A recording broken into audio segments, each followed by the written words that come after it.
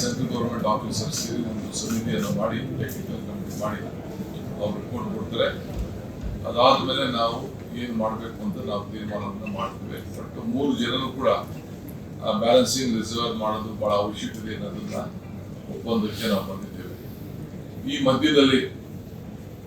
ಮಧ್ಯದಲ್ಲಿ ಕೃಷ್ಣ, ಕಾವೇರಿ, ಗೋದಾವರಿ ಜೋಡಣೆ ವಿಚಾರದಲ್ಲಿ ಕೂಡ ನಾವು ಒಪ್ಪಂದವನ್ನು ಮಾಡ್ಕೊಂಡಿದ್ದೇವೆ. ಕೇಂದ್ರ ಸರ್ಕಾರಕ್ಕೆ ಸಮ್ಮತಿಯನ್ನು ವ್ಯಕ್ತಪಡಿಸಿದ್ದೇವೆ. ಅವರು ನ್ಯಾಷನಲ್ ಪ್ರಾಜೆಕ್ಟ್ ಆಗಿ ಘೋಷಣೆ ಮಾಡ್ತೀವಿ ಅಂತ ಒಪ್ಕೊಂಡಿದ್ದಾರೆ.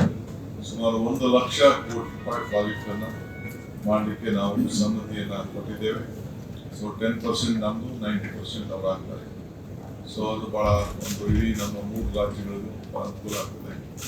ಸೊ ಆ ವಿಚಾರದಲ್ಲಿ ಒಂದು ತೀರ್ಮಾನಕ್ಕೆ ಬಂದಿದ್ದೇವೆ. ಇವತ್ತು ನಾವು ಏನೇ ಬರಗಾಲ ಇದೆ, ಆ ಬರಗಾಲದಲ್ಲಿ ನಾನು ಮಧ್ಯದಲ್ಲೇ ವೆಯ್ಟ್ ಮಾಡೋಕ್ಕಾಗಲ್ಲ ಅಂತೇಳಿ ಈಗಾಗಲೇ ನಾನು ಗುಲ್ಬರ್ಗ ಮುಗಿಸಿದ್ದೇನೆ. ಇವತ್ತು ಬಂದು ಬೆಳಗಾವಿಗೆ ಬಂದು ಎಲ್ಲ ಶಾಸಕರು ಸುಮಾರು 50ಕ್ಕೂ ಹೆಚ್ಚು ಶಾಸಕರು ಪಾಲ್ಗೊಂಡಿದ್ದರು, ಸಂಸತ್ ಸದಸ್ಯರು ಪಾಲ್ಗೊಂಡಿದ್ದರು, ವಿಧಾನ ಪರಿಷತ್ ಸದಸ್ಯರು ಕೂಡ ಬಂದು ಅನೇಕ ಸಲಹೆಗಳನ್ನೆಲ್ಲ ಕೊಟ್ಟಿದ್ದಾರೆ. ಸೊ ನಾವು ಬೀಜ ಬಿತ್ತನೆಗೆ ಅನುಕೂಲ ಆಗೋಂಥಕ್ಕೆ ಗೊಬ್ಬರಕ್ಕೆ ತಯಾರು ಮಾಡ್ಕೊಳ್ಬೇಕು ಅಂತೇಳಿ ನಮ್ಮ ಅಧಿಕಾರಿಗಳಿಗೆ ಆದೇಶ ಕೊಟ್ಟಿದ್ದೇವೆ. ಕುಡಿಯುವ ನೀರಿನ ಬಗ್ಗೆ ಎಲ್ಲ ತಮ್ಮ ಸಮಸ್ಯೆಯನ್ನು ವ್ಯಕ್ತಪಡಿಸಿದ್ದಾರೆ. ಸೊ ನಮ್ಮ ಸರ್ಕಾರದಿಂದ ನಾವು ಡೆಪ್ಟಿ ಕಮಿಷನರ್ ಅಂತ ಒಂದಷ್ಟು ಹಣ ಇಟ್ಟಿದ್ದೇವೆ.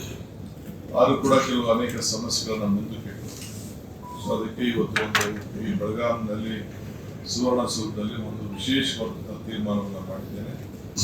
ನಾನು ನಮ್ಮೆಲ್ಲ ಸಹೋದ್ಯೋಗಿಗಳ ಒಟ್ಟಿಗೆ ಸೇರಿ ಪ್ರತಿ ವಿಧಾನಸಭಾ ಕ್ಷೇತ್ರಕ್ಕೆ ನಗರಗಳಲ್ಲಿ ಬಿಟ್ಟು ನಗರಕ್ಕೆ ಪ್ರತ್ಯೇಕವಾಗಿ ನಾನು ಮಾತಾಡ್ತೇನೆ.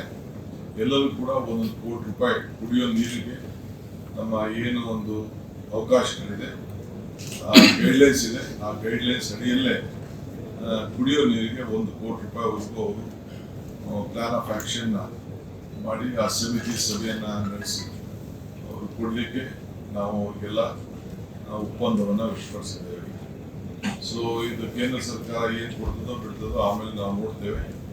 ಈಗ ನಾವು ಅದಕ್ಕೆ ಅವ್ರಿಗೆಲ್ಲ ಪ್ಲಾನ್ ರೆಡಿ ಮಾಡ್ಕೊಳ್ಳಿ, ಸಮಿತಿಗಳನ್ನು ಮೀಟಿಂಗ್ ಮಾಡಿ, ಶಾಸಕರ ಅಧ್ಯಕ್ಷತೆಯಲ್ಲಿ ಸಮಿತಿ ಇರ್ತದೆ, ಅವರೇ ತೀರ್ಮಾನ ಮಾಡಿ ಅವರೇ ಒಂದು ಅವರ ಪ್ರಾಜೆಕ್ಟನ್ನು ಅವರು ಸಲ್ಲಿಸೋದಕ್ಕೆ ಅವ್ರಿಗೆ ಈಗಾಗಲೇ ನಾವು ಮಾರ್ಗದರ್ಶನ ಕೊಟ್ಟಿದ್ದೇವೆ. ಸೊ ನಾನು ಗುಲ್ಬರ್ಗಲ್ಲಿ ಏನು ತೀರ್ಮಾನ ಮಾಡಲಿಲ್ಲ, ಇಲ್ಲಿ ಬಂದು ನೋಡಿದೆ ನಾನು. ಇನ್ನು ಮೈಸೂರು ಡಿವಿಷನ್ ಮತ್ತು ಬೆಂಗಳೂರು ಡಿವಿಷನ್ ಇದೆ.